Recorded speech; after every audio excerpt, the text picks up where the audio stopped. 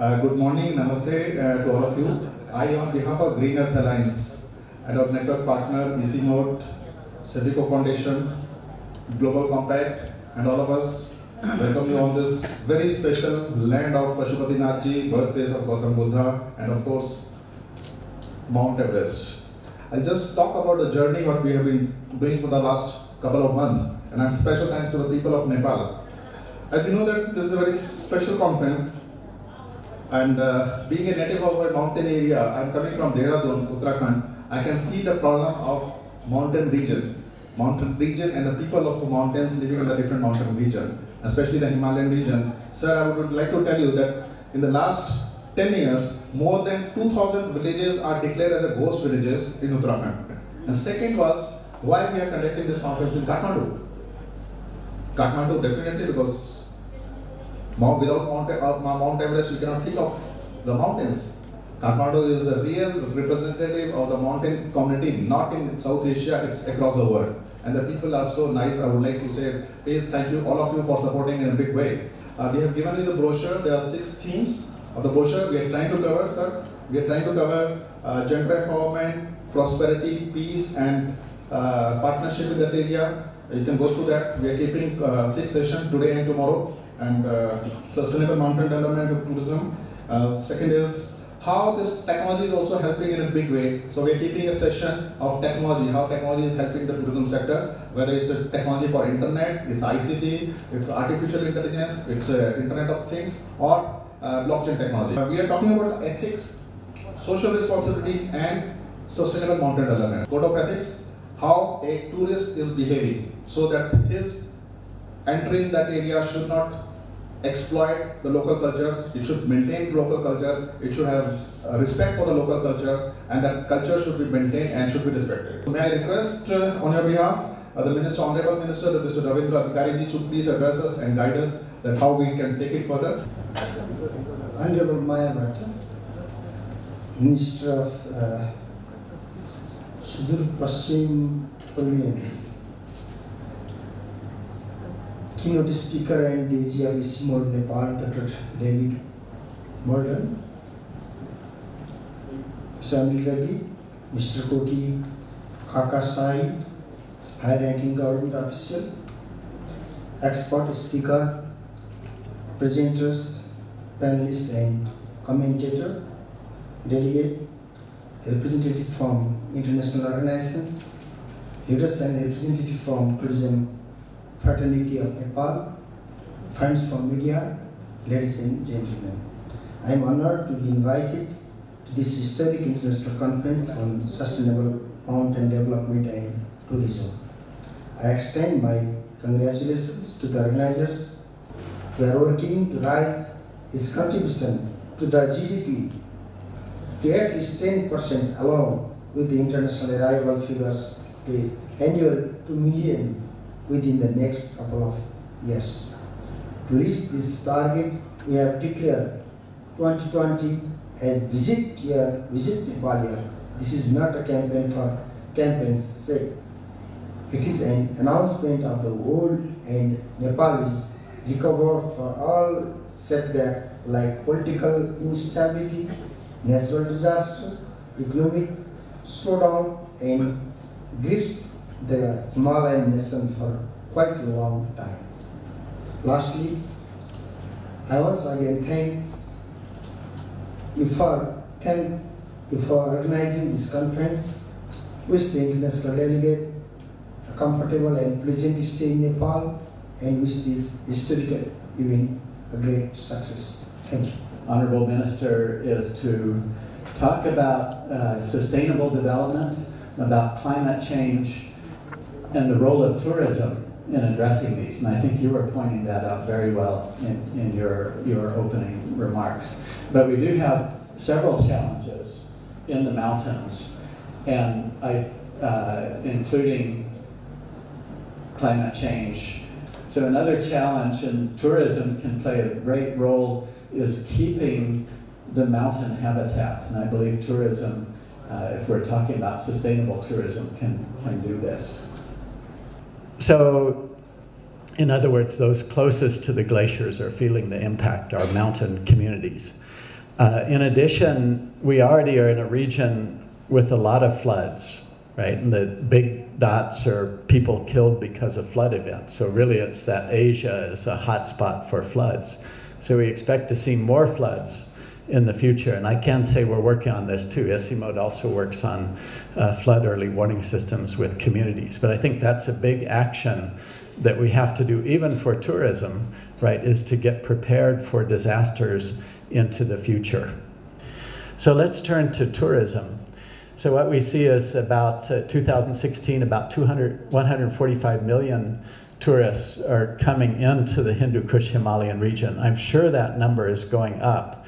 There are many, many places to discover, many wonderful places in the HKH region. So tourism will be, and the minister and others have said it, and Anil Jaggi, a driver of economies as well. I'm so happy that Honorable Minister Bhatta is here, and Anil Jaggi, you were mentioning this too.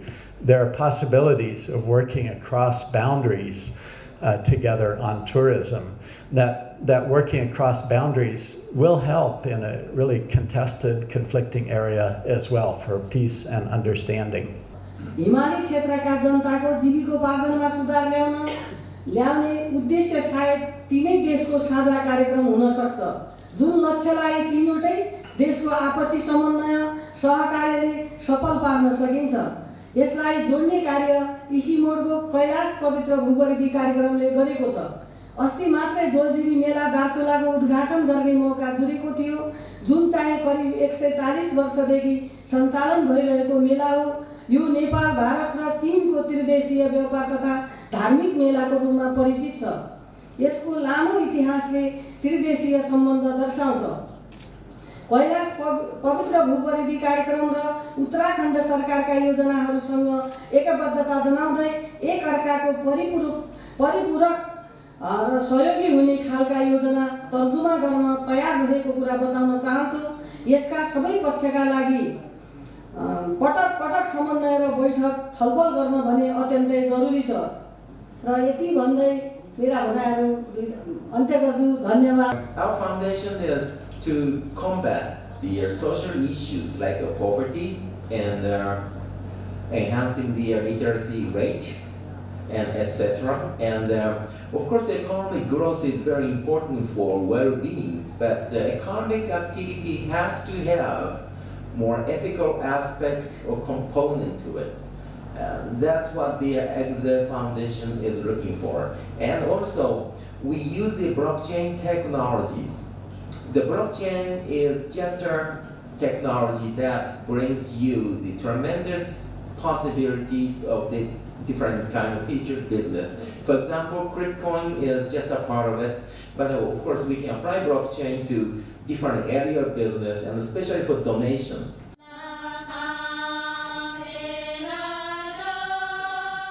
So our session is titled Cementing Transboundary Tourism Networks for People, Planet and Prosperity. And the session will be chaired by Mr. Meghnad Kafle. About transcultural things related to either international tourism or if we talk the domestic tourism in our part. But today's topic focus more on sub-national level, where we have to be focused more on shared cultural, natural phenomena to be addressed that is divided by the political boundaries. First of all, I want to emphasize that I'm here to learn. I'm not a I don't have tourism professional qualifications like many of you, although I have been a tourist for slightly more than half a century, and yes, and I also own a travel agency in Hong Kong. As I say, very specific indigenous community, typical of the central part of Borneo.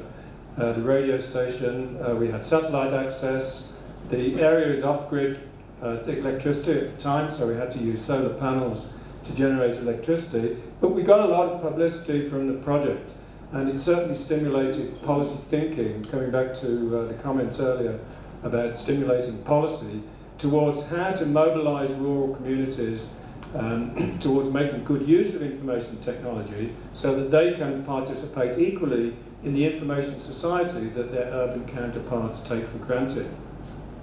The topics for this session, if I am correct, given is policy dialogue to make it more effective networking, focusing on trans-boundary tourism development. Take the two words, tourism and trans-boundary. In the context of introducing myself, there was a long background, but forget that.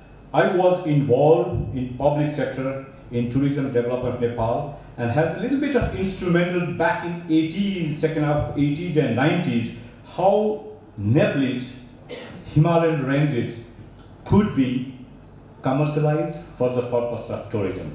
So with that experience, because all these Himalayan range lies between two countries, Nepal, and on the northern parts is People's Republic of China. And in the meantime, when we talk about Himalaya in extended way, it is from Afghanistan, Pakistan, Nepal, India, and many other countries. So the trans-boundary tourism, on the basis of my own experience, how well we have used these sites as tourism products, and there are certain positive experience, and with that experience, there are some of the issues we can identify where we have failed to achieve, or it is for the future here to discuss how we can address these issues.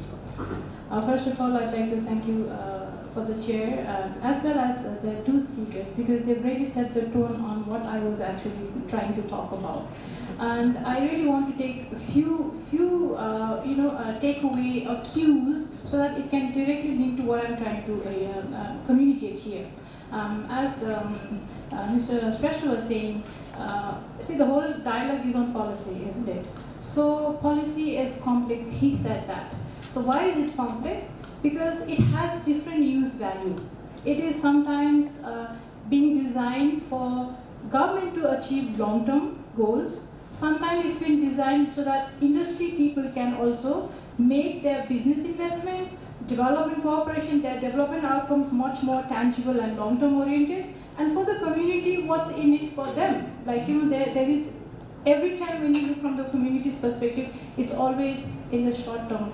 How does the short-term activity translate into long-term impact? So the policy has a very multi-dimensional roles, and that's why it's complex. Interestingly, I saw this report, like 2017 tourist growth in Nepal was a double-digit, 25%. It's a good news for a country who's just suffering from disasters and so many years of political instability. So for all who are working here, it's a good news for us to celebrate.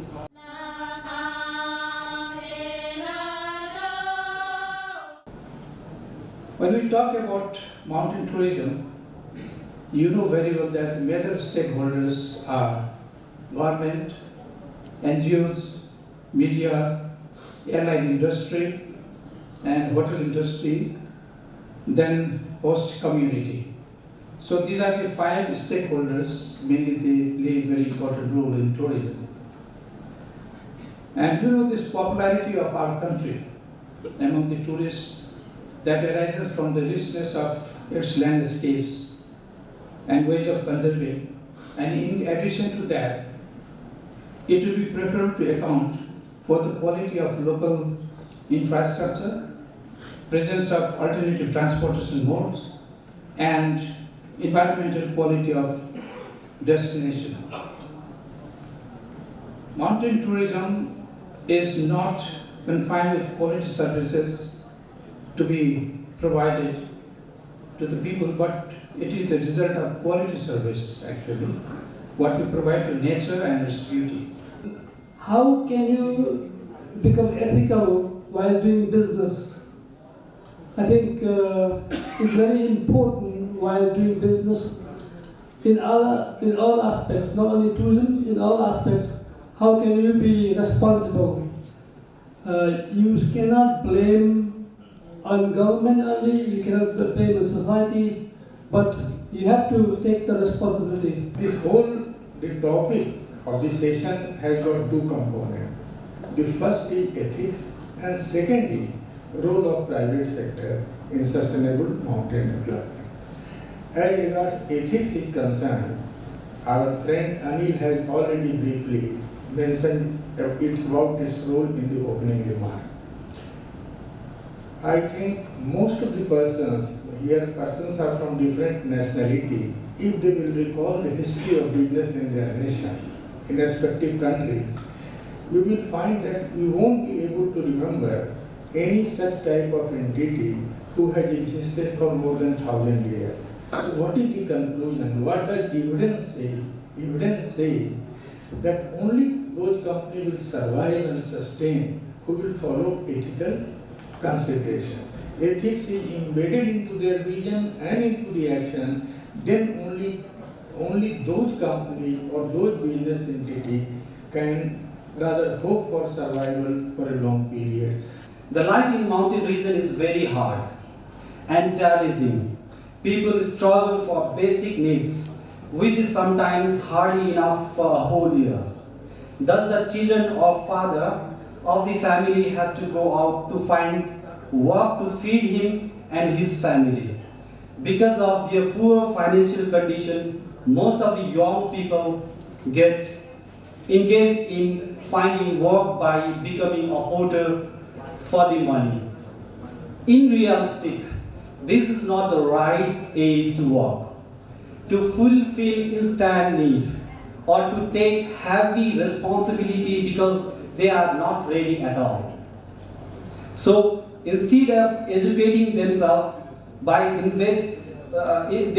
invest their best time of their life becoming porter.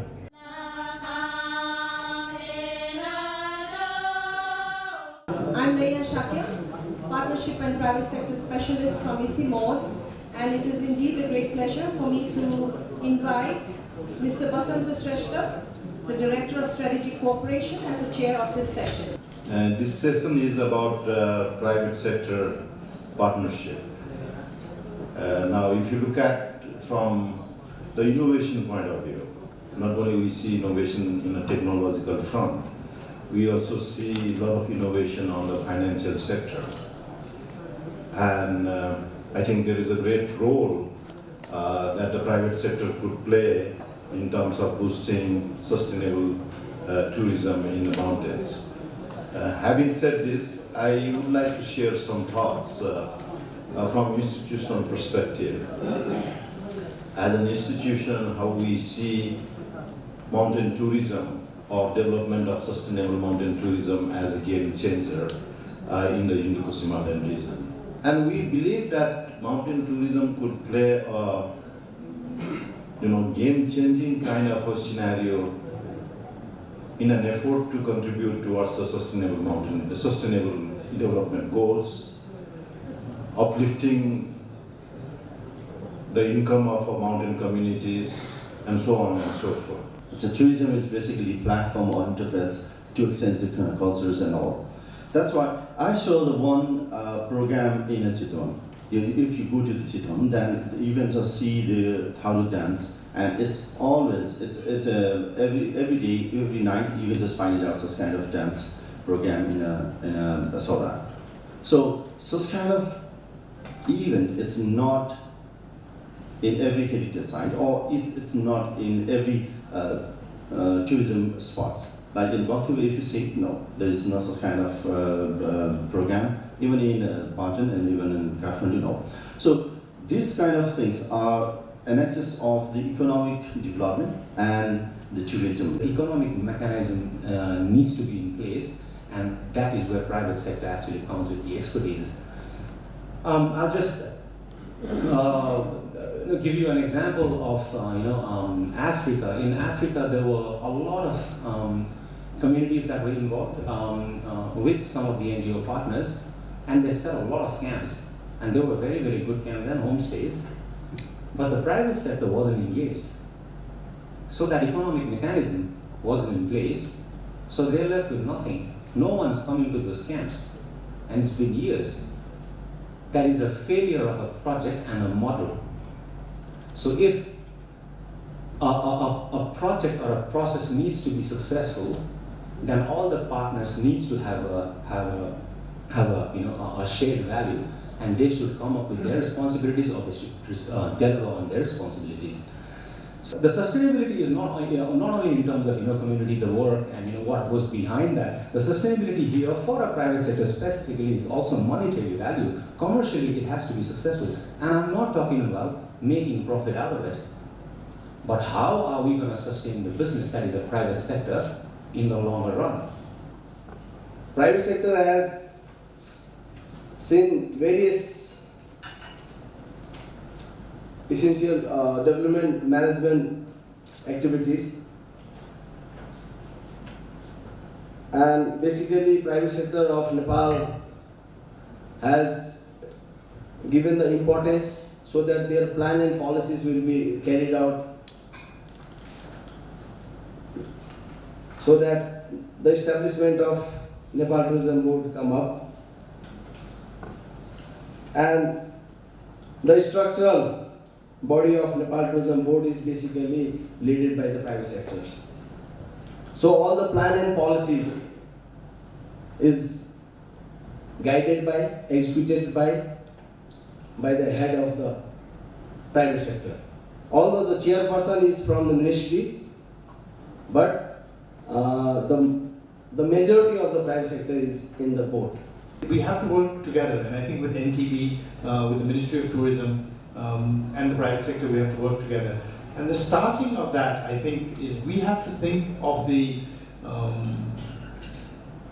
value that tourism adds for Nepal. Okay, we have classical economists who think that to be a sovereign nation, we must be a production economy. We must, what do we produce in Nepal? We don't do this, we don't do that, and all that. I mean, over the 30 years of working over here, I've come to the conclusion that we have to forget all that. And we have to look at Nepal, not from the Keynesian theory or any other theory, but from the Nepali theory, and say, what is this country's core competencies? It may not be shoemaking or metal or car production or whatever it is. It may be that we do nothing but tourism.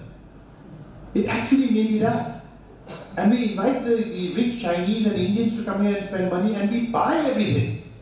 We don't have to produce. There is no way we can produce shoes of a quality at a price that either China or India can. But we've got Everest, we've got Pashupati, we've got Lumbini, we've got the rhinos, we've got the whitewater rafting, we've got the canyoning. And Nepal for tourism is just the right size.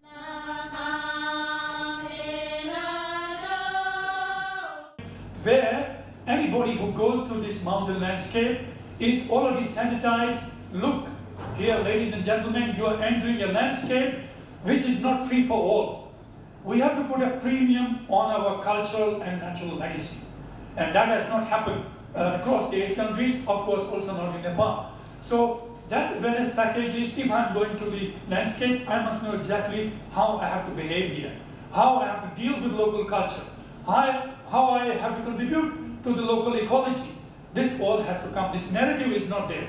Yes, bits and pieces here, and that would mean this awareness package is not only for them, also those tour operators, those tour guides, those drivers who are going to the landscape, a tourist, which maybe Rajan go through in this. I must be clearly knowing my responsibility while I go to Ladakh, while I'm guzzling 170 liters of water per day, whereas the local person guzzles only 40 liters per day. As Dr. Rajan just said, that local wisdom is moving away. So I would like to talk about the spiritual consciousness, the spiritual wisdom of Himalayas. The very word Himalayas make my heart beat faster. It is not just something physical, but it carries the whole heritage with it.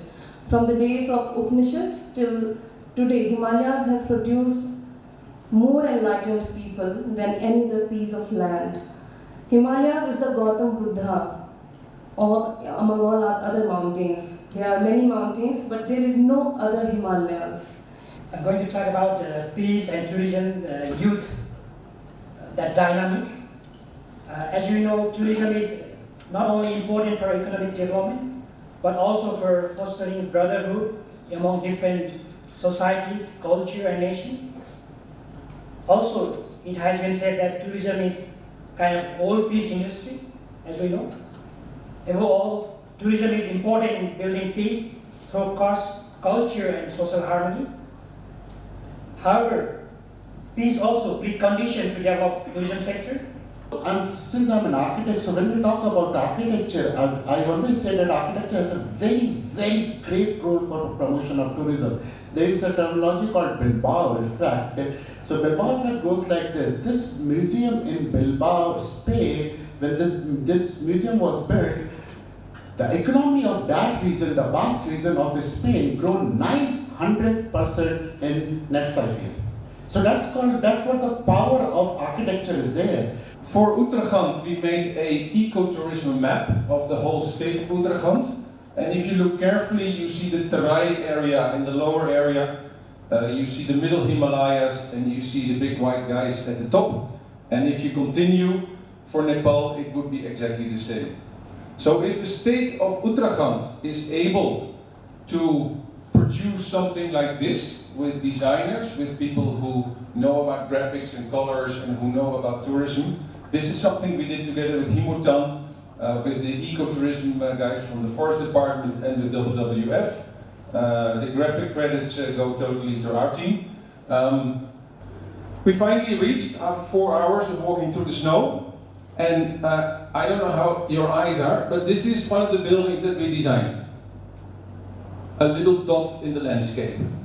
And this is very important, that architects, in my mind, should never compete with nature.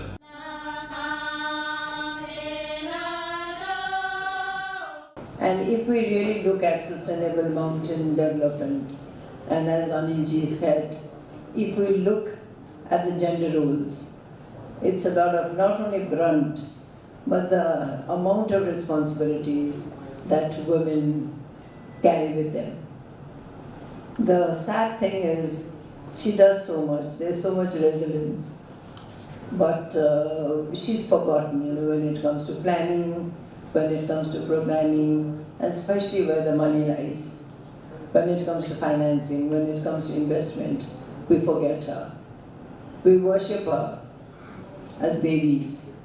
We admire her, and we really are very grateful to her as mothers, sisters, and daughters.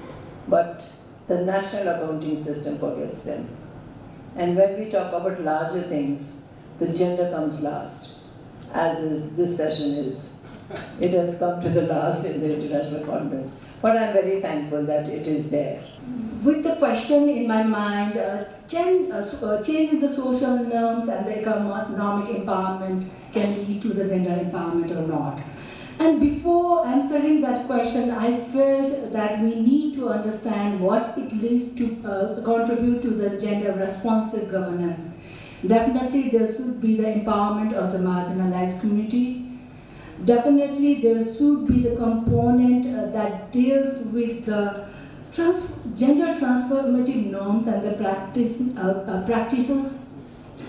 Definitely there should be the strong civil society that will always be there to raise and amplify the voices of those whose voices has never been heard or being kind of taken seriously, and definitely there should be the strong, accountable, gender-responsive power holder. What is it, when we are working with the community, it is the problem versus solution. And when it's talking about participation, it is the share and taking part. So wherever we do, we first take the community and find out what is the need. It is not a top-down that the government scheme has come and we are putting it there whether it is a need or not. So when you're talking about sustainable development, all the speakers yesterday and today have also talked about how we should align with nature. We have moved out from nature and therefore all the calamities have come in. Morning session Rajendraji showed about the Dehradun, Uttarakhand floods. When I finished my study, that was a tourism, and so this is the opportunity what I got for my education and also the education for my siblings who are like in a different field now, and I think it's just because of what the tourism is people, because we have these beautiful mountains and beautiful products which is there and which everybody in the world, because we have a very unique product, these beautiful mountains and trails and beautiful culture. So these are the things that was a thing that was attracting many people every year.